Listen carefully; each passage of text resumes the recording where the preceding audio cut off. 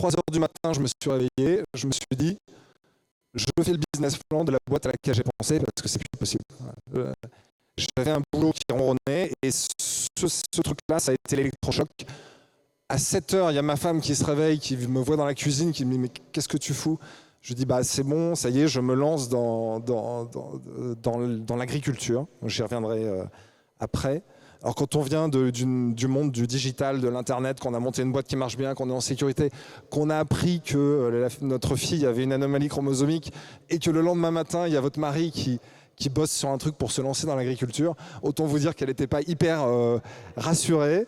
Mais je la remercie puisqu'elle m'a suivi dans cette aventure.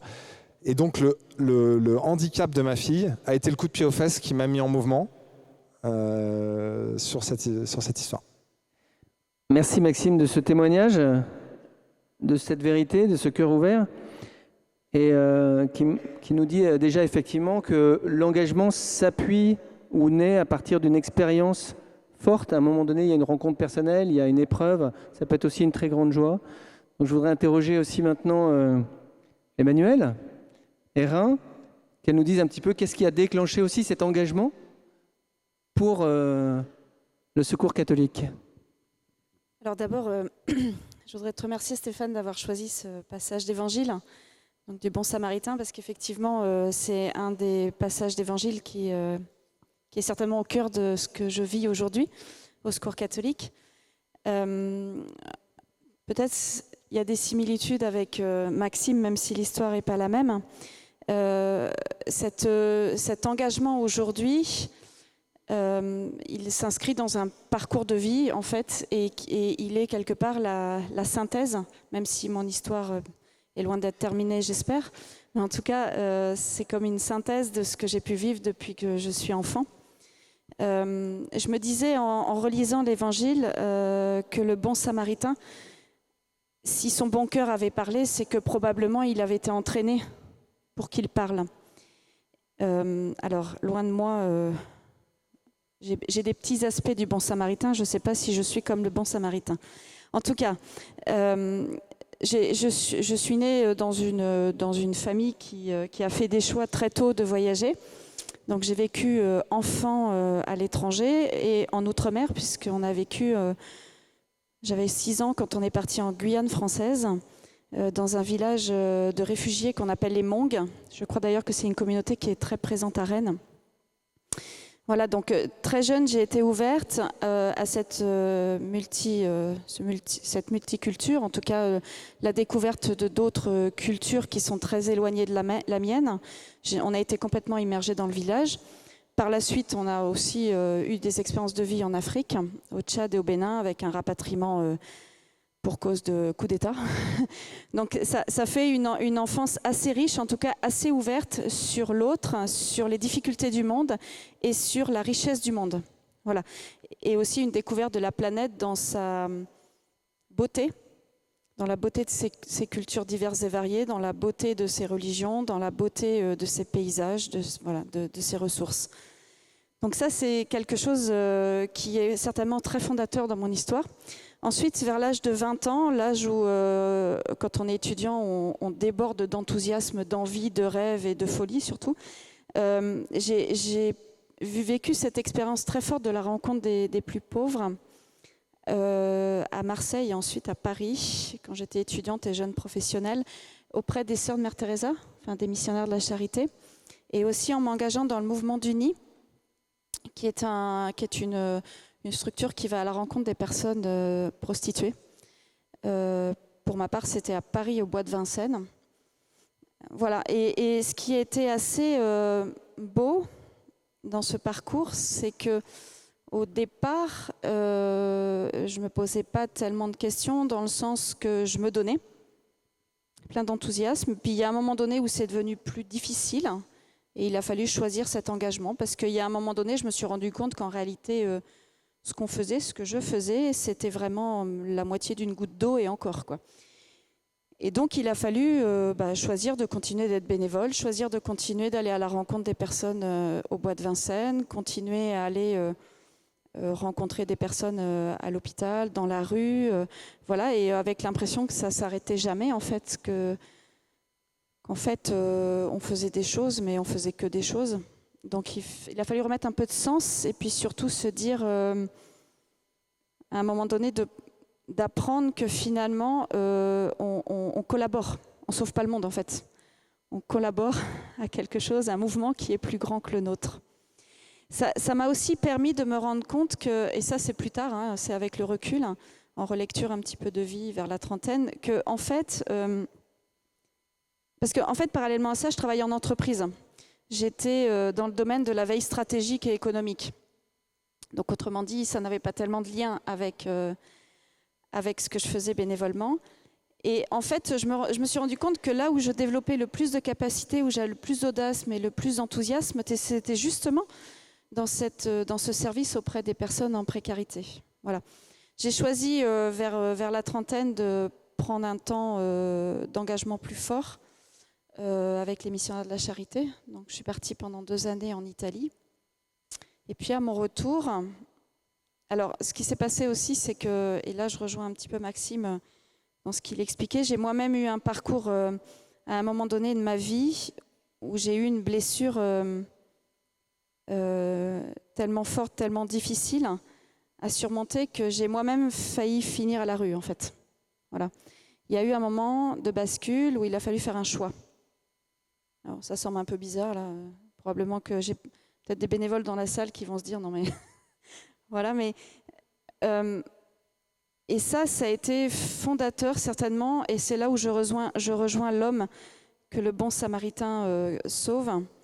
J'ai eu cette chance de pouvoir être sauvée par d'autres, en tout cas d'être aimée, entourée par ma famille en premier lieu et par des amis très fidèles que je salue aujourd'hui. Et voilà, bon, ça semble un peu banal raconter comme ça, mais voilà, c'est des expériences de vie qui sont très fortes et très lourdes, en tout cas qui transforment et qui sont fondatrices. Et quand je suis rentrée d'Italie, s'est imposé à moi un choix dans une suite professionnelle et puis dans une suite de vie tout simplement. Et finalement, j'ai peut-être eu un petit peu comme Maxime, à un moment donné, une évidence qui a été de me dire mais en fait, c'est vraiment auprès des plus pauvres que j'ai envie de continuer. J'ai frappé à la porte du Secours catholique, ça a été assez facile. Non pas qu'ils m'attendaient, c'est pas ça, mais c'est qu'en fait, c'était là que je devais être. Et voilà, et ça fait 12 ans maintenant, 7 ans à Rennes. Je suis tellement heureuse en fait voilà, de pouvoir chaque jour avec nos 1100 bénévoles que je remercie et dont je salue l'action au quotidien, voilà, de pouvoir être à leur côté et puis d'essayer de transformer cette société. Voilà, j'arrête, je suis un peu longue. Non, mais c'est intéressant que vous nous livriez effectivement qu'est-ce qui à un moment donné ou dans votre parcours a suscité cet engagement. Et donc maintenant je voudrais entendre Clotilde, qu'est-ce qui fait qu'à un moment donné il y a un point de bascule qui s'opère entre ce que je faisais avant et puis tout à coup je me lance dans les conseils que je pourrais donner en matière politique. Alors, pour moi, je ne suis pas certaine qu'il y ait véritablement eu un point de bascule. Je viens d'une famille, on pourrait dire, classique. Dieu fait partie de la vie, Dieu fait partie de nos vies, voilà, il est présent. Des parents très engagés en église, donc forcément à 15 ans, j'ai un peu remué dans les brancards, mais tout en restant engagé dans le scoutisme, tout en allant encore à l'aumônerie, donc c'était quand même un remuage de brancards assez tranquille pour des parents. Et voilà, donc après l'adolescence, évidemment, en devenant adulte, on se réapproprie la foi qui n'est plus celle qui est transmise, mais bien la sienne. C'est comme ça que mon parcours foi s'est fait, avec quand même 2 éléments aujourd'hui marquants, qui sont que, avec nos enfants et mon mari, nous vivons en banlieue parisienne, à Nanterre, dans une ville où il y a grosso modo 57% de logements sociaux, et un maire qui est réélu chaque année, enfin chaque mandat, en promettant d'en construire plus. Donc nous sommes engagés dans une paroisse, qui est ce que j'appelle de façon très caricaturale, une paroisse de cité, avec 3-4 couples CSP+. Mon mari est au conseil économique et il dit toujours Franchement, les papiers là pour se faire rembourser les dons là, des impôts, là, les reçus fiscaux, chez nous, c'est pas long à faire. Alors, toute l'Afrique est présente, forte communauté tamoule. Et moi,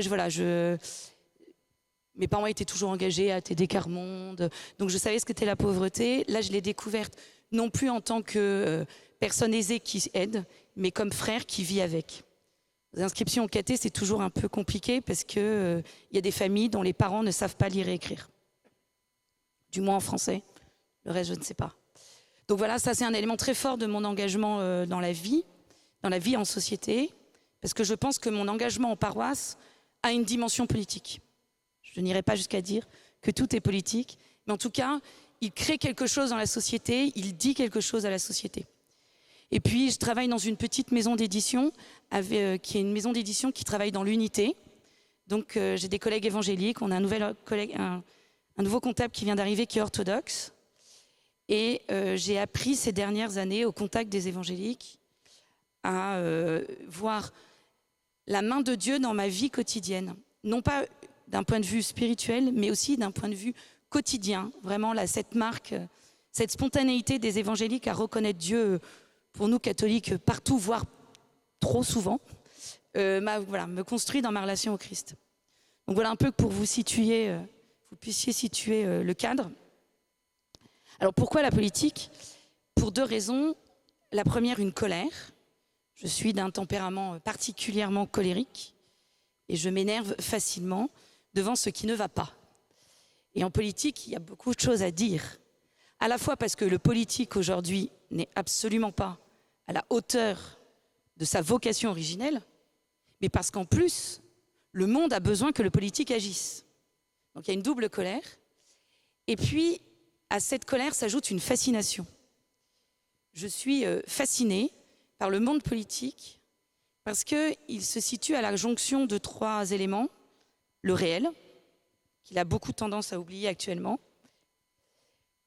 La parole, dont il a tendance à abuser aujourd'hui. Et l'action, qu'il a tendance à dévoyer. Et je trouve fascinant de voir la conjonction de ces 3 éléments qui crée un monde qui est de plus en plus dissocié du réel, de notre vie quotidienne. Et je me dis, avec mon côté colérique, ce n'est pas normal. Alors moi, je ne suis pas engagée directement en politique. Je réfléchis sur ces questions-là. Du moins, j'essaye, modestement. Et surtout, j'accompagne des élus et des candidats sur des questions précises, essentiellement sur des questions d'éthique de l'action, toujours en lien avec la doctrine sociale de l'Église, que je suis une fascinée de la doctrine sociale de l'Église. Voilà, je pense que tout est dit, il n'y a plus qu'à agir, et voilà, il faut qu'on arrête d'inventer ce qui est déjà là. C'était quand même 200 ans de réflexion de l'Église pour nous expliquer comment l'Évangile peut se vivre au quotidien dans nos sociétés, pour que nous puissions animer le temporel. Donc voilà, donc cette espèce de colère qui me dit qu'il faut faire quelque chose. Et dans cette parabole du bon samaritain, je l'ai relue ces derniers temps, il y a moins d'1 an, parce que je l'ai retravaillé justement sous l'angle du politique, et je me suis dit qu'il y avait tout. En fait, j'avais envie de vous poser une question. Est-ce que pour qu'il y ait un bon samaritain, il est nécessaire qu'il y ait des brigands ? Et nous ne posons jamais la question des brigands. Alors il y a le lévite, à tous ceux-là qui ne s'arrêtent pas, ils sont pas bien, ils ne veulent pas se salir les mains. Il y a le bon samaritain qui fait les choses bien, l'hôtelier qui fait les choses bien, mais jamais nous sommes remontés à la source. Une société du bien commun, c'est une société où il y a le moins possible de brigands, où tout est fait, les lois sont mises en place, le politique agit pour que le brigand, que la personne n'ait pas ne soit pas soumise à la convoitise, que les personnes ne soient pas soumises à la tentation du vol, à la tentation de la violence. Et donc on a une définition d'une société qui n'est pas une société du bien commun, qui est cette question des brigands. Et qu'est-ce que peut faire le politique ? Aristote nous dit les bonnes lois font les bonnes mœurs, ça nous interroge. Et puis il y a aussi une autre description qui est celle de la société vraiment du bien commun, qui est cette relation entre l'hôtelier et le samaritain, qui, moi, me fascine. Parce que le Samaritain, il donne de l'argent à l'hôtelier, il lui dit « tu t'occuperas de lui ». Et voilà l'argent. Mais le Samaritain n'a aucune garantie que l'argent sera utilisé pour ça et non pas pour aller boire des coups. Et en plus, il dit à l'hôtelier « si la somme que je te donne n'est pas nécessaire, quand je reviendrai, il ne dit pas quand, rien. Ils n'ont pas signé une lettre de reconnaissance de dette, rien. Je te rembourserai. » Et là, l'hôtelier a dit « ok, ça marche. Banco. » Et ça, c'est véritablement une société du bien commun, puisque c'est une société dans laquelle les personnes peuvent se donner le meilleur d'elles-mêmes, dans une relation de confiance, et ce don d'elles-mêmes ne sera pas instrumentalisé, mal orienté. Et donc, je pense que c'est véritablement la parabole du politique. Merci. C'est aussi cette parabole qui est le chapitre 2 de l'encyclique Fratelli Tutti, tous frères. Et donc, cette fraternité, elle s'expérimente pour bâtir la maison commune. Merci en tous les cas de votre témoignage sur ce qui motive votre engagement. Et j'aimerais bien qu'effectivement, Maxime nous développe un petit peu ce vers quoi ça l'a engagé. Et je pense en particulier au projet Éloi, qui est un projet de grappe d'agro-permaculteurs. Voilà, je lâche des mots comme ça, mais c'est pour vous passer la parole. Oui, je me rends juste compte que je vous ai pas dit pourquoi ce soir-là je me suis mis à faire ce business plan. Parce qu'en fait, j'ai mis des années à réfléchir à ça et à comprendre pourquoi finalement le handicap de ma fille m'a donné envie de me mettre encore plus en risque en fait. Et je donne juste une lecture, je pense que c'est la bonne, mais avec Marie, ma femme, on a pris conscience que Faustine nous avait connectés au malheur du monde, aux pauvres. Et on l'a vécu dans notre chair. On a eu, entre guillemets, cette chance, parce que ça a pu nous ouvrir sur ça. Tous ceux qui ne vivent pas une blessure à un moment donné dans leur parcours, c'est plus difficile pour eux finalement de se mettre en mouvement, parce qu'ils n'ont pas ça. Donc oui, quand j'avais pris conscience de problèmes écologiques et que j'avais envie d'agir, je me suis dit, quitte à le faire, autant essayer de faire quelque chose qui puisse avoir un impact à grande ou à très grande échelle. Donc on va chercher quelque chose de vaste. Et je me suis rendu compte que l'agriculture était un sujet absolument essentiel, parce que l'agriculture, déjà en tant que telle, c'est 25% de nos émissions de gaz à effet de serre. L'alimentation, si vous y ajoutez l'industrie agroalimentaire, le transport des aliments, la distribution des aliments, c'est quasiment 50%. On ne le dit pas parce que souvent on regroupe ça dans l'industrie, dans le transport, donc voilà. Mais notre alimentation, c'est 50% du sujet. Et l'agriculture, c'est le seul domaine où, si vous allez optimiser l'industrie, vous allez pouvoir réduire les émissions. Mais si vous optimisez l'agriculture, on parle beaucoup maintenant d'agriculture régénérative, on peut capter du carbone dans le sol. On peut avoir une agriculture carbone positive qui capte, surtout si on la transforme depuis une mauvaise vers une bonne. Et c'est le seul secteur d'activité où, en plus, il y a une souffrance sociale qui fait que je pense que tout le monde a intérêt au changement. Donc un terreau très fertile pour faire évoluer les choses à grande échelle. Donc j'ai eu envie de me lancer là-dedans. Et ce mouvement d'agriculture régénératrice, avec certains mouvements effectivement de permaculture, de retour à la terre, d'agriculture bio tout simplement, de protection des sols, sont des sujets qui m'ont semblé devoir être accélérés. Alors j'y connais rien en agriculture quand je me lance dedans, mais vraiment rien de rien, quoi. Il n'y a aucune notion, donc je suis allé rencontrer des gens, et puis une rencontre en entraîne une autre, etc. Quel est le problème? Comment accélérer les choses? Et je me suis rendu compte du tsunami qui est face à nous en agriculture et dont on a très peu conscience, je pense, pas assez, parce que c'est absolument dramatique. C'est, on dit dans les 10 ans, il y a 50% des agriculteurs qui prendront leur retraite. Donc 180 000 fermes en France vont être à vendre, à transmettre dans les 10 ans. Et aujourd'hui, on dit déjà qu'il y en a 1 sur 2 qui ne sera pas reprise par manque de vocation. Et que vont devenir ces fermes non reprises? Elles vont aller, ce qu'on appelle, à l'agrandissement. C'est-à-dire, elles vont être reprises par des exploitations ou des entreprises qui vont mettre main sur les terres agricoles pour avoir des méga exploitations, des exploitations de plus en plus grandes.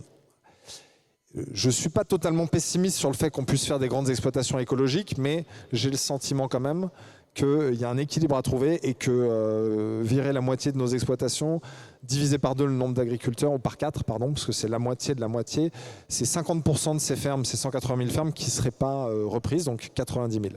En Bretagne, tous les ans, vous avez 2000 agriculteurs qui arrêtent et 700 qui s'installent, entre 650 et 750.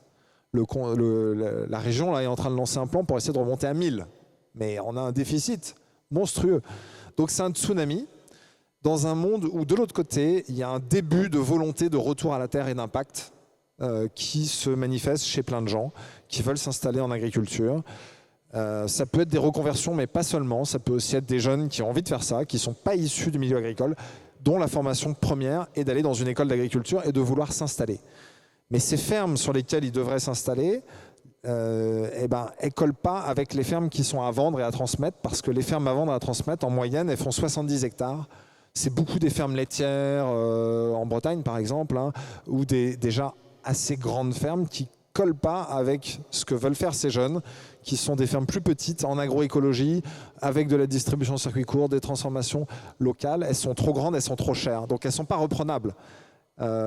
Et quand on a identifié ce verrou, donc il y a une offre qui ne colle pas à une demande, comment on fait pour faire se rencontrer les deux? Et là, le modèle de grappe que tu évoquais, qui est celui qu'on a lancé chez Eloi, donc, c'est de dire que ces fermes, pour qu'elles puissent être transmises et apporter une alternative à l'agrandissement, il faut qu'on les diversifie et qu'on installe plusieurs porteurs de projets sur cette ferme, porteurs de projets complémentaires, ce qui d'un point de vue écologique, économique, de la rupture de la solitude, de l'entraide est absolument optimal. Donc ce modèle de grappe, c'est des proches voisins qui vont être chacun chez eux, mais qui vont pouvoir créer des synergies, un peu comme chacun est dans un appartement, dans un immeuble, hein. Il y a des parties communes, mais chacun est chez soi. Et puis au fur et à mesure, on crée la synergie, on crée la relation, et on va pouvoir faire des circuits courts ensemble, on va pouvoir transformer ensemble, on va pouvoir s'entraider. Voilà. Donc, je pense que c'est un sujet qui est essentiel. Je pourrais venir à la façon dont, du coup, les agriculteurs accueillent ça.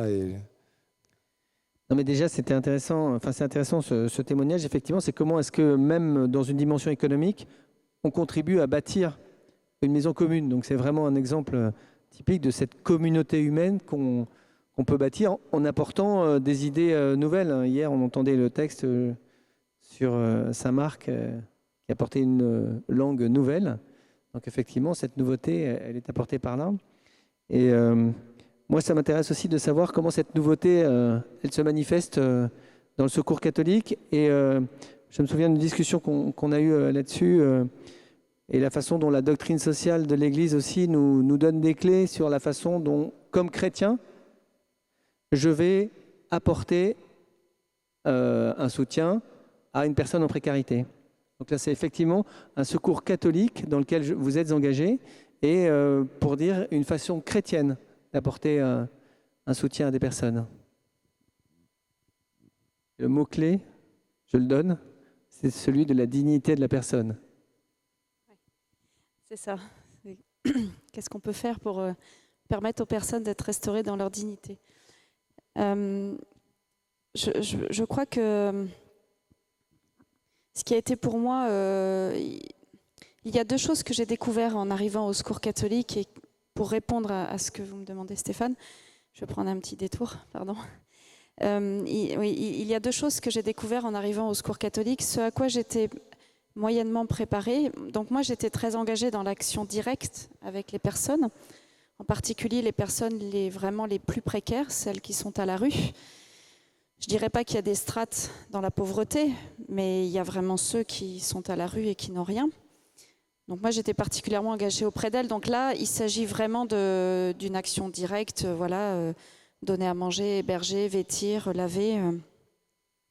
Et en arrivant au Secours catholique, en fait, je suis arrivée dans une association qui a maintenant 75 ans d'existence, qui est née après la guerre, qui avec le temps s'est structurée, à travailler sur un discours politique, voilà. En tout cas, à déployer ce qu'on appelle le plaidoyer. Au-delà de l'action directe avec les personnes qui constituent une grande partie finalement de l'action de nos équipes locales, je crois qu'en France il y en a 3000 ou 4000, en tout cas en Ille-et-Vilaine il y en a 43, ce qui est quand même pas mal. Voilà, au-delà de cette action directe avec les personnes en précarité qui se traduit par différentes formes, il y a cette question du plaidoyer, c'est-à-dire ce que le pape François rappelle, je crois que c'est dans Fratelli Tutti, de pouvoir lutter sur les causes structurelles de la pauvreté. Voilà.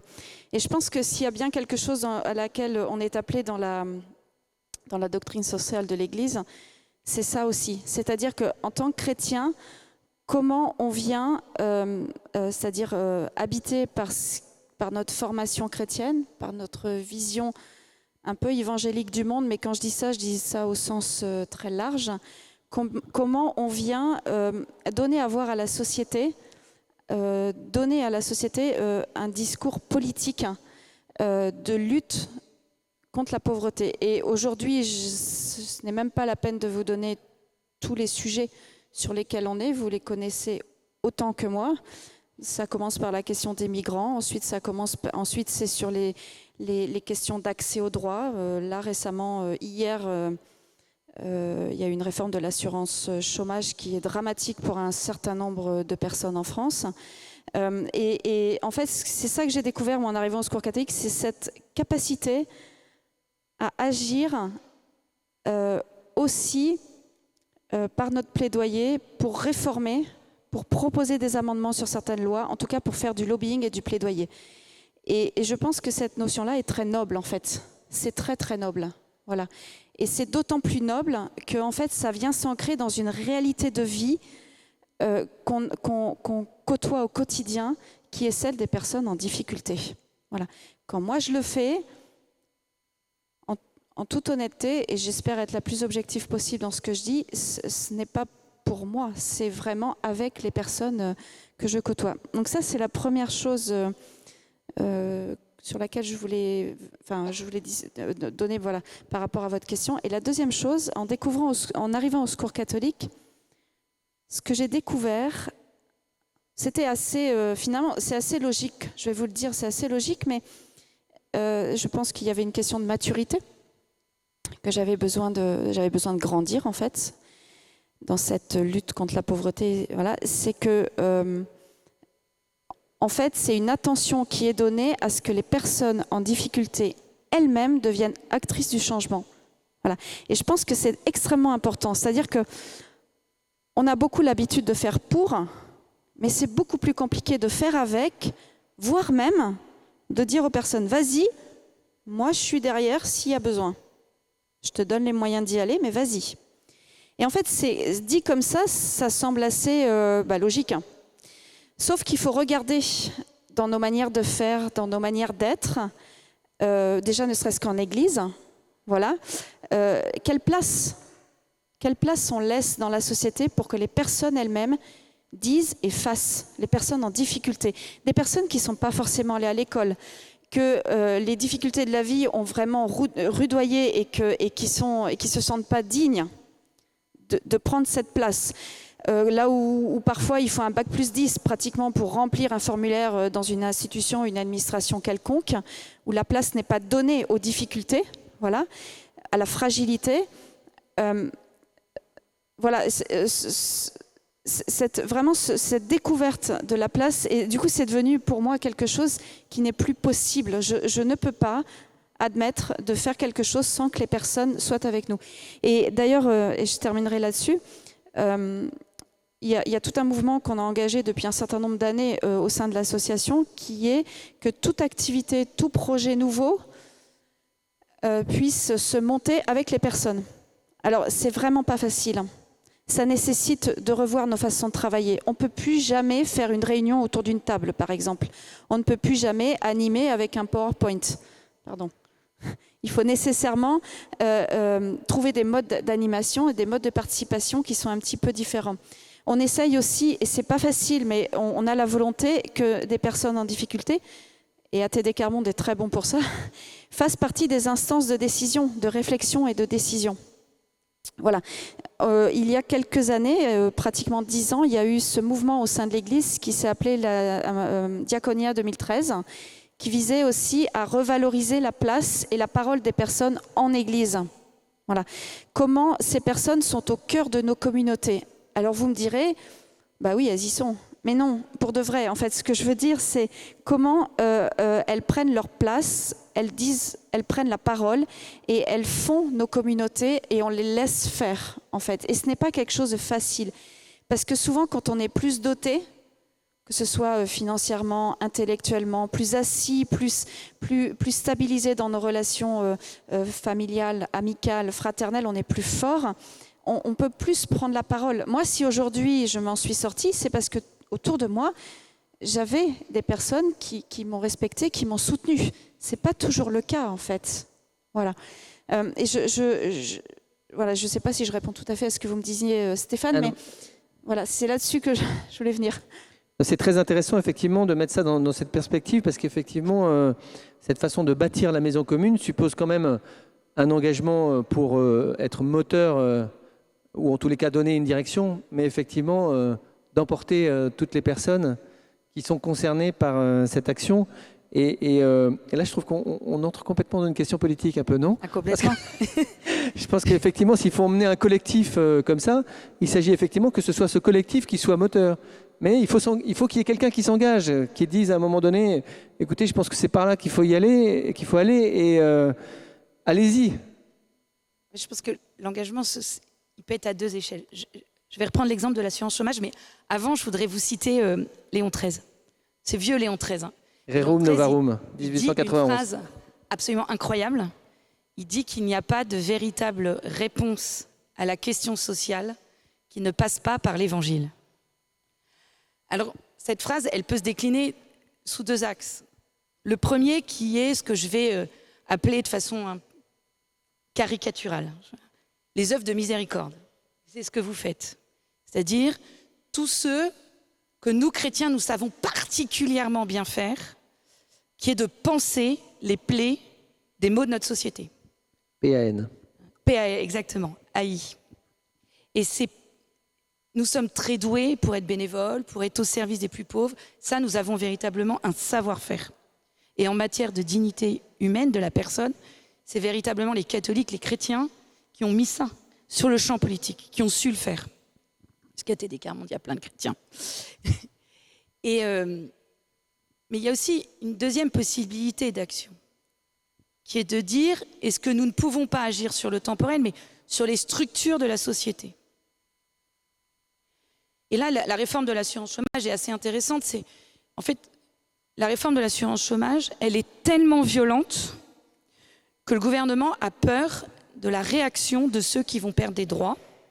Et entre autres, en région parisienne en particulier, la sécurité des agences de Pôle emploi a été doublée, voire même quadruplée dans certaines villes de la banlieue parisienne. Les agents de Pôle emploi ont aujourd'hui un bracelet sécurité pour anti-agression. C'est monstrueux. Enfin, je trouve que ça révèle la violence sociale dans laquelle nous vivons de façon éclairante.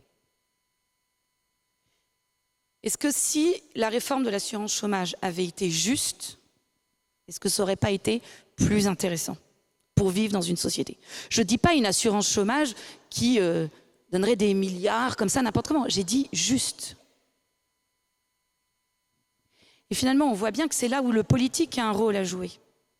Aujourd'hui, le politique se protège, alors qu'en fait, il devrait contribuer à créer des structures justes. Et là encore, il a deux modalités d'action possibles. Soit il prend tout en charge, ce qui pour nous chrétiens n'est pas concevable, parce que nous prenons le principe de responsabilité, la dignité humaine, c'est-à-dire que chacun doit être en capacité d'exercer les pouvoirs qui sont à sa mesure, et lui aussi de contribuer à la société. Et donc, le rôle du politique, ce n'est pas de tout faire, mais c'est bien de mettre en place les structures pour que Maxime puisse déployer son projet d'entreprise, pour être en appui de son projet d'entreprise, pour que les œuvres de miséricorde puissent se faire, mais que ces œuvres de miséricorde remontent quelque chose aux politiques pour justement avoir un impact sur les structures. Et je pense qu'aujourd'hui, particulièrement, la maison commune a besoin de nous. Je ne sais pas si on reviendra là-dessus, mais nous ne sommes pas vraiment attendus, en apparence. Je ne sais pas si vous vous souvenez, mais il y a 5 ans, puisque c'était lors des dernières primaires, de la droite et du centre, Libération avait fait une magnifique une, comme ils savent très bien les faire, où il y avait la France dessinée avec un chapelet, et il y avait écrit, je n'ai plus le titre en tête, mais c'était quelque chose de « Au secours, ils reviennent ». François Fillon étant présenté comme le candidat des catholiques, il y avait tous les poncifs sur les catholiques qui étaient sortis dans Libération, la question de l'avortement, toutes les questions bioéthiques, donc vraiment la peur du catholique anti-avortement. C'est à peine caricatural. Mais je crois que justement, si nous ne sommes pas attendus là, c'est parce que l'image est fausse. En revanche, la clameur du monde nous appelle. Et on le voit très bien sur les questions d'environnement. Les catholiques sont des précurseurs, grâce à Laudato Si, à cette intuition du pape sur ces questions-là. Et nous sommes des référents. Donc je crois que ce qui peut nous faire peur doit être très vite dépassé, parce que le monde, la question sociale ne peut pas se résoudre sans l'Évangile. Et juste une dernière phrase, mais j'ai beaucoup suivi la question des gilets jaunes, j'ai beaucoup rencontré de gilets jaunes. Et à chaque fois que quelqu'un me parlait de un de ces problèmes, je me disais, dans la doctrine sociale de l'Église, il y a la réponse à son besoin. Et entre eux, je me souviens d'un des leaders qui aujourd'hui vraiment très engagé à l'extrême gauche, qui m'avait dit, en parlant de la question agricole, mais tu vois, les agriculteurs, ils ne veulent pas vivre de subventions, ils veulent vivre de leur travail. Je vous conseille d'ouvrir la doctrine sociale de l'Église sur le travail. La réponse est là. Maxime, vous avez certainement quelque chose à nous dire sur le lien entre Laudato Si et les hommes politiques? Entre Laudato Si et les hommes politiques, la parole politique. Oui, parce que ensuite, quand on se met en mouvement, on a envie de se mettre en mouvement sur plein de choses. Donc, à un moment donné, moi aussi, je me suis posé la question du politique. J'ai lu Laudato Si, qui a été l'un des initiateurs de ma prise de conscience écologique, effectivement, ou qui l'a alimenté, à minima, qui a connecté cette notion d'écologie sociale dans cette idée d'écologie intégrale qui n'était pas évidente pour moi à ce moment-là. Et donc ça a été une révélation. Et récemment, j'ai eu envie, et j'ai un parcours de reconverti, et je me souviens qu'à ce moment, quand j'ai lu Laudato Si fraîchement converti, je me disais que c'était un truc qui parlait à tout le monde, et que qu'on soit catho, pas catho, on peut lire Laudato Si, et ça crée des passerelles. Et il n'y a pas tant de sujets que ça qui créent des passerelles entre les croyants et les non-croyants. Donc je trouve que cette encyclique, elle est très puissante. Donc j'ai eu envie de lancer un projet pour les élections régionales en Bretagne qui s'appelle Les Entretiens Laudato Si. J'en parlerai cet après-midi en atelier ou sur le stand des EDC.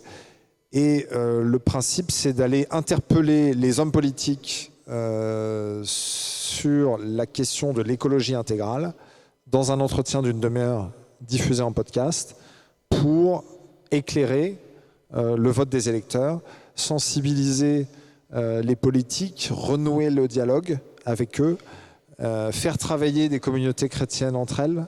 Donc on a fait cette expérience sur les régionales en Bretagne. Ça a été super, ça a été un succès. Il y a 6 mouvements chrétiens qui ont travaillé sur la question. On a eu les 6 principaux candidats qui ont répondu. On a eu 1000 écoutes, c'est pas monstrueux, mais une diffusion dans 5 médias. Enfin voilà, ça a été relayé. Et dans la ligne de ça, dans l'élan porté par cette initiative, on va là maintenant la généraliser pour aller interpeller les hommes politiques qui soient candidats ou qui soient élus. Il y a les prochaines élections législatives, donc il y a 530 circonscriptions, ça fait 530 fois X candidats à aller interroger, donc il y en a pour tout le monde, et que tous les mouvements chrétiens que nous représentons, je ne vais pas les citer parce que je vais en oublier sinon, mais qui vont des paroisses jusqu'aux mouvements comme les EDC auxquels j'appartiens, qui travaillent toujours en équipe, puissent au niveau d'une équipe se saisir et lancer leurs propres entretiens. Et je vais donner la boîte à outils avec l'équipe qui se constitue pour que chacun puisse lancer ses entretiens et aller interpeller les politiques. Et oui, je trouve ça hyper important qu'on se réimplique dans la politique. Moi, j'ai été sidéré de constater que quand on prend le temps d'écouter les politiques, il y a des gens très bien, il y a des candidats intéressants. Donc ça vaut le coup d'aller se pencher plutôt que de se poser la question de vendre bulletin de vote le jour du vote, ce que j'avais toujours fait, hein, pour être honnête, ou de voter comme toujours. Voilà. Deuxième truc, je me rends compte qu'il y a un rejet de la politique qui touche aussi les chrétiens, qui touche tout le monde, hein, où de toute façon on se dit on a des idées préconçues sur les personnes ou les candidats à travers leur parti, sur le fait qu'ils sont tous pourris, qu'on ne peut rien faire, que ça ne sert à rien. Donc oui, il faut qu'on se mette tous en mouvement, parce que dans un monde où personne ne croit, dans un monde de crise éthique, comment les politiques seuls peuvent faire bouger les choses, ils ne peuvent pas non plus, hein, donc il faut convertir les cœurs, convertir les gens et qui retrouvent le chemin de l'action individuelle et de l'engagement. Mais si les politiques ne nous aident pas, voilà. Et comment changer la politique? En s'y mettant nous-mêmes. Je pense que ça, c'est quelque chose de remarquable. C'est de toute façon semer quelque chose. Et on n'est pas maître du fruit que ça pourra donner, mais en tous les cas, semer. Effectivement, qui correspond à cet engagement. Et ce que vous décrivez là, Maxime, c'est quelque chose qui est aussi important et qu'on voudrait dire aussi dans ce congrès mission, à cette table ronde, c'est dans cette, on peut dire cette urgence ou cette nécessité à bâtir la maison commune, qu'est-ce qu'on peut faire, qu'est-ce que chacun peut faire de concret? Donc effectivement, ça c'est un exemple. Mais Emmanuel, vous auriez peut-être quelque chose à nous dire là-dessus sur effectivement, il y a une urgence à bâtir et à protéger notre maison commune. Qu'est-ce que chacune peut faire? Alors, avant de répondre à la question, je vais poser un préalable. Le préalable, c'est que quand on s'engage sur un aspect ou un autre, qu'il soit enfin en tout cas ce qui nous rassemble ici, sur les différents sujets qui nous rassemblent ici, quand on s'y engage et qu'on y met toutes ses tripes, j'ai envie de dire, c'est dur en fait. C'est super dur en fait. C'est vraiment super dur. Et il y a deux choses, c'est soit on se décourage, soit on se dit ça fait partie en fait du chemin. Et il y a des étapes à passer. Oui, aujourd'hui, c'est difficile d'avoir une opinion et de s'engager sur certains sujets, qu'ils soient écologiques, parce qu'en fait, on se dit, là, on est en train d'aller dans un mur, donc quelque part, c'est impossible. Enfin, voilà, la planète est partie. J'exagère, Maxime. La question des migrants, je la pose même pas. Voilà, c'est un sujet difficile. La question des personnes, on est une société qui est de plus en plus riche et de plus en plus de pauvres. Franchement, vers où on va. Le monde politique, pas très reluisant, non, c'est pas génial toujours. Donc, finalement, ouais. Mais en fait, ça fait partie du chemin, cette difficulté et cette peine. Et c'est d'où la nécessité de ne pas le faire seul. Et surtout de parfois prendre du recul. Voilà, c'est un peu facile ce que je dis, mais nous, on a des super outils en fait en Église. On a des super outils pour ça. On a des mouvements dans tous les sens, on a des groupes de réflexion, de travail dans tous les sens, on a des documents, je parle même pas de toutes les encycliques, de tous les encouragements que le pape nous donne au travers des dernières encycliques. Enfin, on a tout ce qu'il faut pour y croire et pour continuer. Je vais juste te dire une phrase que le pape dit dans justement, je crois que c'est... Je ne sais plus, c'est Laudato Si. Oui, c'est Laudato Si. L'humanité possède encore la capacité de collaborer pour construire notre maison commune. Et je pense que c'est important de se le dire, ça fait vachement de bien en tout cas de se le dire. Et alors, pour répondre à votre question, comment on peut faire de façon concrète ? Devant cette urgence, et l'urgence, c'est pas moi qui l'a dit, hein, c'est le pape lui-même qui aussi dit qu'il y a une urgence à bâtir, ou en tout cas à se battre pour notre maison commune. En fait, c'est assez simple. Enfin, oui, c'est assez simple. Déjà, il faut s'intéresser aux choses. Il faut prendre part et il faut essayer d'avoir un minimum d'honnêteté intellectuelle. Alors, avec des yaka faucons, on ne fait pas franchement le monde, mais n'empêche, je trouve qu'il est important, surtout dans la période dans laquelle on rentre, avec cette période d'élection, de ne pas simplifier notre opinion. Tout oui ou tout non. C'est beaucoup plus nuancé que ça. Et c'est beaucoup plus compliqué que ça. Et si on cherche vraiment à analyser les choses, à se doter d'outils d'analyse, à vraiment comprendre les choses, on peut avoir une opinion qui est un petit peu plus juste et peut-être un petit peu plus correcte. Voilà. Mais surtout pas se laisser avoir dans les extrêmes. Voilà. Et je trouve que c'est important de le dire parce que la vie, globalement, la vie, c'est pas comme ça. Voilà. La vie, c'est plus compliqué quand on prend nos propres vies. Donc c'est important à se dire. Mais je redis que le premier pas pour s'engager à bâtir une maison commune, c'est s'engager à bien comprendre le monde comme il est fait et à bien comprendre les sujets. Après, là où on a envie de s'engager, ça vient assez tout seul en fait. Et parfois, c'est simplement au sein de notre maison, au sein de notre foyer ou dans notre entourage. Chacun, c'est Mère Teresa qui disait ça. En fait, parfois on met qu'une petite goutte d'eau, mais si elle manquait à l'océan, elle manquerait vraiment en fait. Voilà. Enfin, elle disait pas ça tout à fait comme ça, mais c'est ça. C'est ce que j'avais envie de dire. Tout à l'heure, Maxime disait quelque chose de très juste. En fait, on a un devoir vis-à-vis de nos futurs héritiers, c'est-à-dire de nos enfants. On peut pas. Enfin, il me semble qu'il est essentiel. Nous, on verra peut-être pas complètement le changement. En revanche, on peut mettre en place maintenant des choses qui vont permettre qu'effectivement ça bouge. Et il est vraiment essentiel que nous, les chrétiens, dans leur grande diversité, et j'insiste sur ça, parce qu'effectivement, il y a une grande diversité parmi les chrétiens, que ce soit en France, mais dans le monde entier, on puisse vraiment reprendre part à ce débat public, parce qu'on a quelque chose à apporter de précieux, en fait, au monde. Voilà. Et je dis ça, bien sûr, bien entendu, sans prosélytisme. Ça fait quand même 2000 ans qu'on réfléchit, en fait. Enfin, on a réfléchi avant, mais le Christ est venu nous donner des évangiles, il est venu nous dire quelque chose, et ça fait 2000 ans qu'on y réfléchit dessus, donc on a un sacré héritage, en fait. Voilà.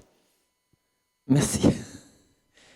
Je trouve vraiment c'est ce que nous dit Fratelli Tutti, ça.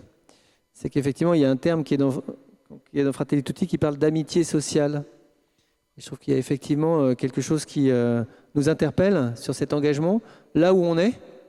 Et j'avais, Clotilde, relevé dans votre ouvrage qu'effectivement, là où on est, c'est aussi le niveau où on vit. Et donc, il y avait effectivement ce niveau de bâtir notre maison commune, qui était déjà notre commune, dans cette action qu'on peut mener à partir d'un environnement proche.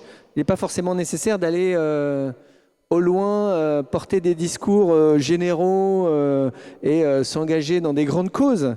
Il y a aussi à proximité, je pense que la grappe procède, le secours catholique aussi, mais je pense qu'il y a aussi, dans ce que vous vouliez dire aussi, Clotilde, sur cet engagement qui est là, un engagement de proximité dans lequel on transforme le monde, puisque tout est lié.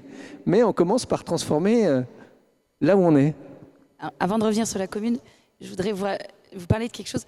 C'est que nous avons peur du politique.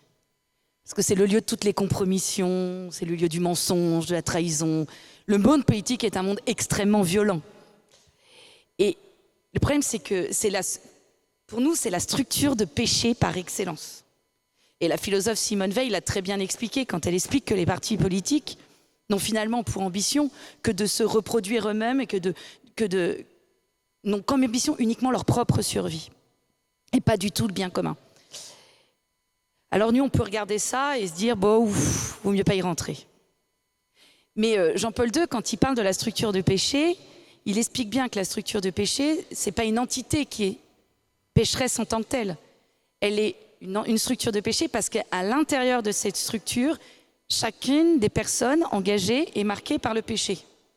Alors nous pourrions nous dire, laissons cette structure du péché pour les plus grands pécheurs que sont nos hommes politiques. Jean-Paul II rappelle autre chose, et il dit, mais la structure de péché, elle est aussi structure de péché en raison de notre indifférence. Et là, je vois que dans l'Assemblée, il y a quelques cols romains, donc je pense qu'il y a encore plus de prêtres que de cols romains.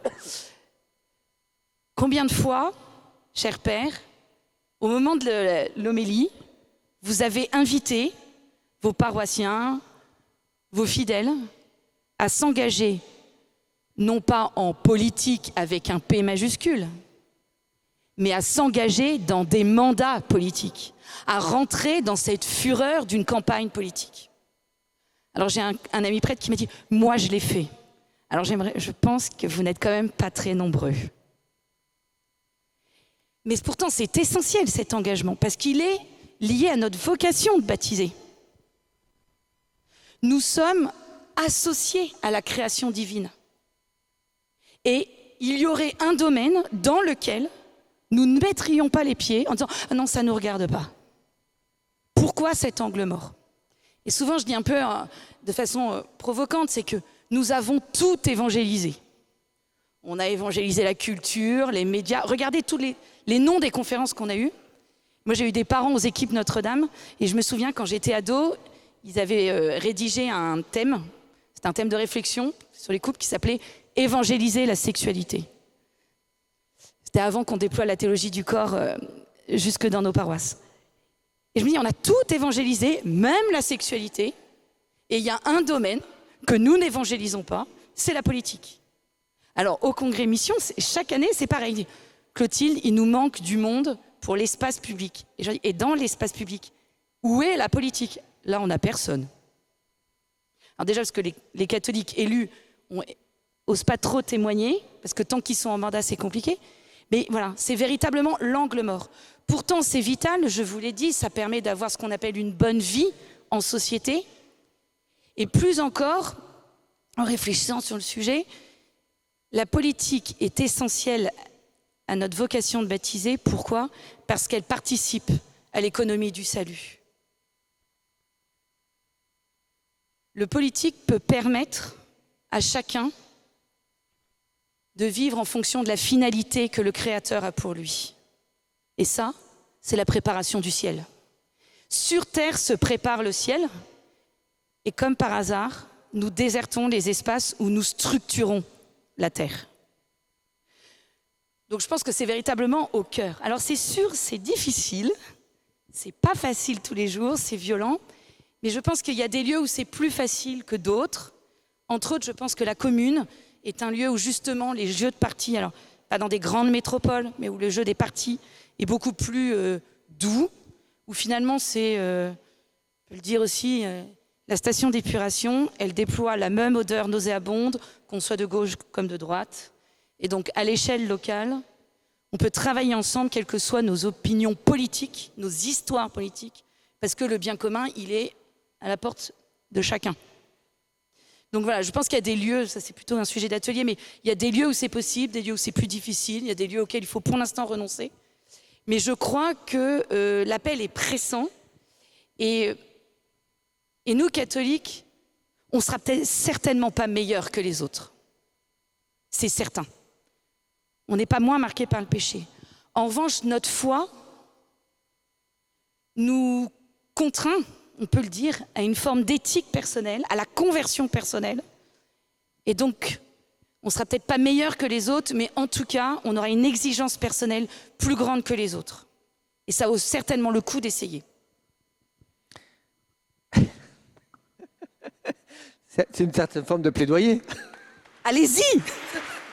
Je viendrai vous aider. Ce que je retiens effectivement, que ce soit dans le monde économique, social ou politique, c'est que ce que j'entends ici, c'est que dans cet engagement, il est nécessaire, mais effectivement, il faut être prêt à une certaine forme de combat. Il y a effectivement un combat par rapport à la simplification, un combat par rapport à l'adversité ambiante qu'on pourrait avoir, par rapport à des contraintes économiques. Et cette notion de combat, effectivement, est-ce qu'on est prêt? Est-ce que vous êtes prêt, Maxime, à dire ça va être difficile, mais j'y vais quand même, je vais me donner les moyens? Est-ce que vous avez déjà ressenti que finalement ce combat, il est gagné d'avance?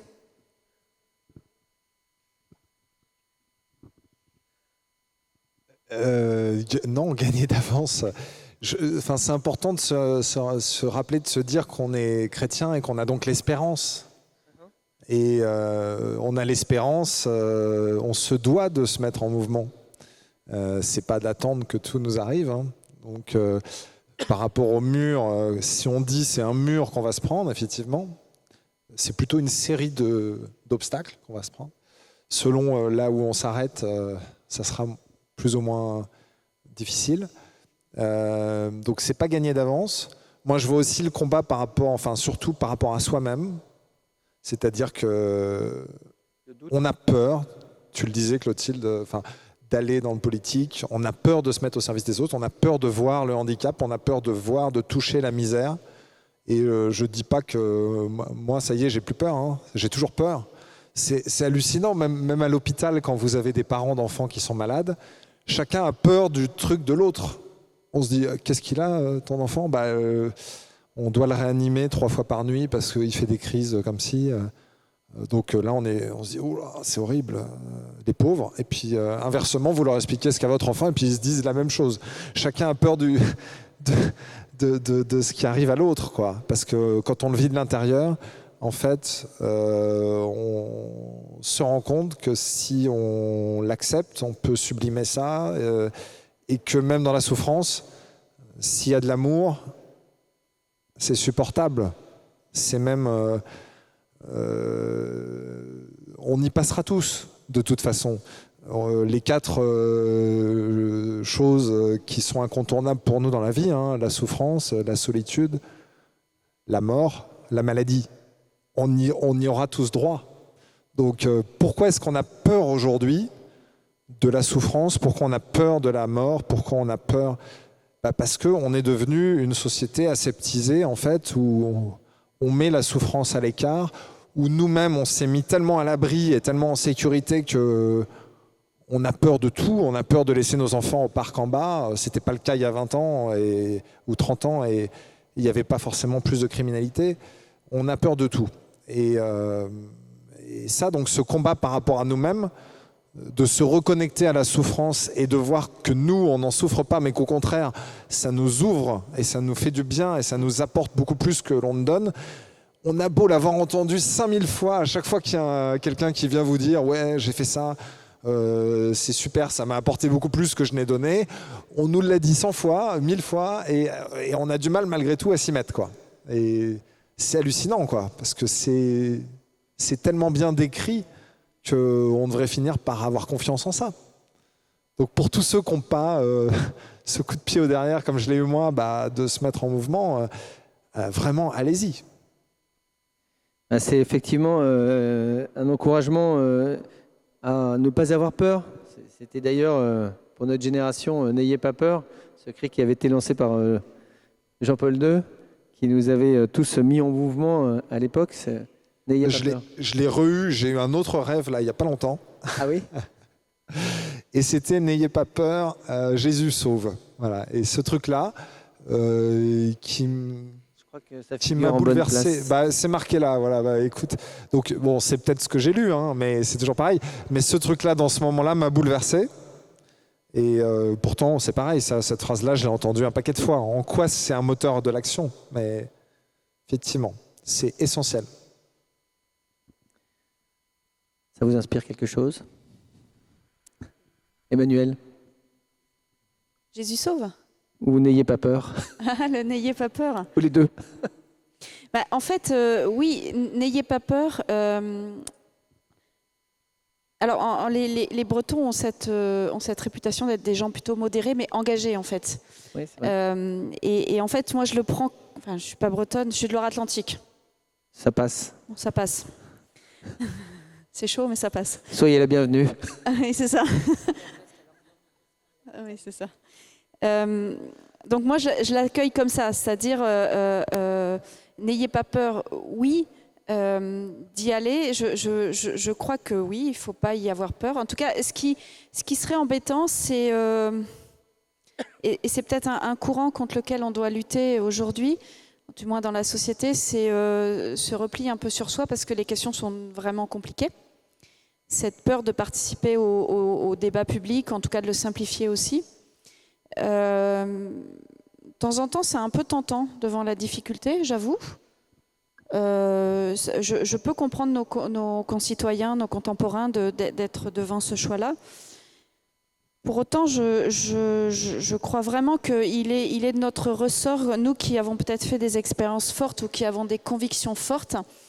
Parfois, on est un peu saoulant pour notre entourage d'ailleurs à ce propos, mais bon, ça c'est normal, ça fait partie de ceux qui sont à fond. Mais je crois qu'il est vraiment important d'avoir des personnes peut-être qu'on peut suivre, qu'on peut entendre, en tout cas, qui développent une capacité à dire des choses. Voilà. Je lisais il n'y a pas très longtemps que peut-être notre monde aujourd'hui manque de personnes charismatiques, de bonnes personnes charismatiques qui emmènent. Voilà, je pense que ça fait partie vraiment de ce qu'on a besoin. Donc, dans ce sens, les leaders politiques peuvent en être, mais pas que. En tout cas, il est bon dans ce n'ayez pas peur de travailler à comprendre ce que ça veut dire. C'est-à-dire, on peut se lancer à fond dans quelque chose, mais il faut le former, il faut le faire grandir. Nous, par exemple, dans la lutte contre la pauvreté, il y a plein de façons, en fait, de lutter contre la pauvreté. Je vois, à notre siège national, on a des spécialistes un peu de différentes causes. Ils sont capables de vous parler effectivement d'écologie, ils sont capables de vous parler de migration, ils sont capables de vous parler des questions de mobilité, des questions de non-recours, des questions de la place des pauvres dans nos institutions publiques, des questions de plaidoyer politique avec les élus. Voilà, et c'est ça qui fait qu'on est capable d'avoir ce n'ayez pas peur et d'y aller. Voilà.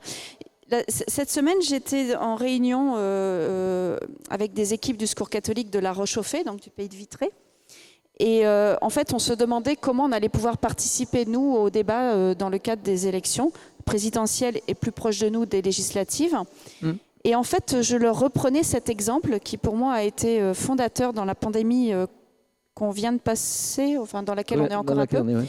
Il y a eu un moment donné où on s'est posé la question lors du premier confinement, partout en France, finalement, ces familles qui se retrouvent avec leurs enfants à la maison, comment elles vont pouvoir les nourrir? Parce qu'habituellement, ils vont à la cantine. Et en fait, on a fait ce constat-là, nous, très proches du terrain, dans nos équipes locales, dans nos 43 équipes locales. Donc, je parle d'équipes locales à La Guerche, à Louvigny-de-Désert, à Saint-Malo, à Vitré, donc très localement, des endroits dont vous venez tous ici. Et en fait, ces équipes locales ont fait ce constat-là, ont rencontré des familles qui vivaient ces difficultés. Elles les ont remontées au niveau départemental, donc à nous, au bureau départemental. Nous-mêmes, on a eu des instances au niveau régional où on a pu en discuter. Tout ça, c'est venu alimenter un discours national de certains collègues qui sont dans des groupes de réflexion au niveau des ministères avec d'autres associations. Et tout ça a fait qu'à un moment donné, au mois de mai, il y a eu une décision gouvernementale de donner une prime à certaines familles. Et ça, c'est vraiment le Secours catholique qui l'a fait. Je ne suis pas là pour vous dire qu'on est super et qu'on a fait des bonnes choses. Ce que je veux dire, c'est que dans ce « n'ayez pas peur », chacun a pris sa part là où il devait être et ça a eu un impact très fort au niveau national. Voilà.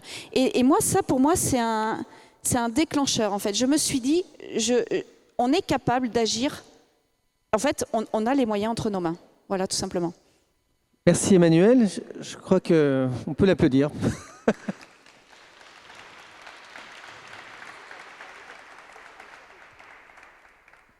Comme je pense, nous allons aussi applaudir nos intervenants, parce que je vois qu'il est 10h28. Peut-être que vous avez un dernier mot rapidement, si vous voulez nous dire, mais moi j'ai bien retenu effectivement qu'il ne faut pas avoir peur de prendre la parole, puisque la parole produit un effet. 3 mots, chacun. Allez, un peu plus, ce que j'ai pas fait mon dernier tour. Je vais voler du temps. Il y a quelque temps, j'ai reçu un coup de téléphone d'une amie qui est élue municipale et élue régionale. Et elle m'appelle et elle me dit « Claude, il paraît que tu écris un livre sur l'engagement des catholiques en politique. Alors moi, je vais te dire ce qu'il faut dire. » J'étais dans les dernières pages, donc ça ne m'arrangeait pas du tout. Elle me dit « Il faut que tu leur dises, hein, c'est une boucherie. » Je dis « Ah non, je ne vais pas le dire. Parce que si je le dis, ils n'iront pas. » Elle me dit « Si, il faut leur dire. » Elle était épuisée. tous les dimanches soirs, elle pleurait en disant « Je ne veux pas retourner au conseil régional, je ne veux pas y retourner. » Oui, c'est ça la politique. C'est vrai. Caro, elle a raison, c'est une boucherie. En discutant avec elle, parce que je passe quand même pas mal de temps au téléphone sur ces questions-là, puis on se voit beaucoup, je lui dis « Mais si nous étions plus nombreux, est-ce que la boucherie serait si sanglante ?» Elle m'a dit non. Alors elle m'a dit, tu leur diras que c'est dur, tu leur diras pas que c'est une boucherie. Je vous le dis quand même. Mais si vous êtes beaucoup plus nombreux à y aller, et si nous sommes beaucoup plus nombreux à y aller, ce sera beaucoup moins sanglant que pour Caro. Elle a besoin de vous. Et puis je voudrais vous dire, il y a un personnage de la Bible qui me fascine. Je suis assez fascinée par Jeanne d'Arc, cette petite bergère là, qui savait à peine lire et écrire. Vous avez vu ce qu'elle a fait? Et dans la Bible, il y a un personnage qui est, pour moi, l'archétype de l'homme politique, c'est Moïse. Moïse, il a mené une campagne électorale, il est allé voir les Juifs en Égypte en disant « Hé les gars, on va se lever et on va partir ». Il a fait des relations diplomatiques avec Pharaon, il est allé voir Pharaon en lui disant « Écoute gars, il va falloir nous laisser partir ». Pharaon leur a dit « Non mais tu rigoles ». Et ce qui est très beau dans le texte, c'est que quand Moïse comprend qu'il est appelé à ça, il est tout jeune, un petit berger, lui pareil, il n'a aucune compétence en apparence. Et il dit quelque chose de très beau à Yahvé, il lui dit « Mais je ne peux pas parler. Il va falloir que je parle et je ne sais pas parler. » Et la tradition veut que Moïse était bègue. Je me dis « C'est dingue. Dieu est allé chercher celui qui est bègue pour parler. » Et ce qui est très beau, et ça c'est que ça doit être une boucherie, si nous catholiques nous y allons, la réponse de Dieu est très belle. Alors, j'ai plus le texte exact en tête, mais il lui dit « T'inquiète pas, laisse-moi faire. » Alors, il y a Aaron qui va arriver, il va être soutenu. Mais Dieu vient chercher Moïse par là où il est le plus fragile. Pourquoi? Parce que Moïse, en permanence, va devoir se souvenir que s'il est là, ce n'est pas par lui-même, mais c'est par Dieu. Et donc, l'archétype de l'homme politique dans l'Ancien Testament, il ne pourra jamais dire « à moi la gloire, mais à toi la gloire ». Et si Dieu vient le chercher dans son bégaiement, c'est bien parce que c'est l'action de Dieu qui doit se faire et c'est Dieu qui agira par Moïse. C'est pas Moïse qui agira par lui-même. Alors ça a beau être une boucherie, quoi qu'il arrive, c'est Dieu qui donne la victoire, donc ça vaut le coup de se lever. Merci. Je vais peut-être, vous pourrez cet après-midi rencontrer Clotilde Brosselet qui sera sur le stand de la Procure, me semble-t-il, pour pouvoir dédicacer son livre. Maxime Pavlak sera présent cet après-midi au village des ateliers, aux ateliers pratiques à Notre-Dame du Vieux-Cours. Donc il interviendra et présentera le projet Laudato Si. Et Emmanuel Hérin, pour le Secours catholique, donc, est présente sur le stand de la pastorale des familles. Donc vous les avez vus ici, vous les avez entendus, ils vous ont délivré une parole. Et il y a un atelier aussi, me dit Clotilde. En fait, moi j'ai un atelier à 16h sur l'engagement politique. Et les 2 heures qui précèdent, je dédicace mon livre. Et toi, ton atelier, Maxime, il est à quelle heure? À 14h et à 15h. Je le fais 2 fois. 2 fois chez Maxime. Une Vous fois pouvez me voir 2 fois d'affilée. Vous êtes sûr de ne pas avoir bien compris, vous pouvez redoubler.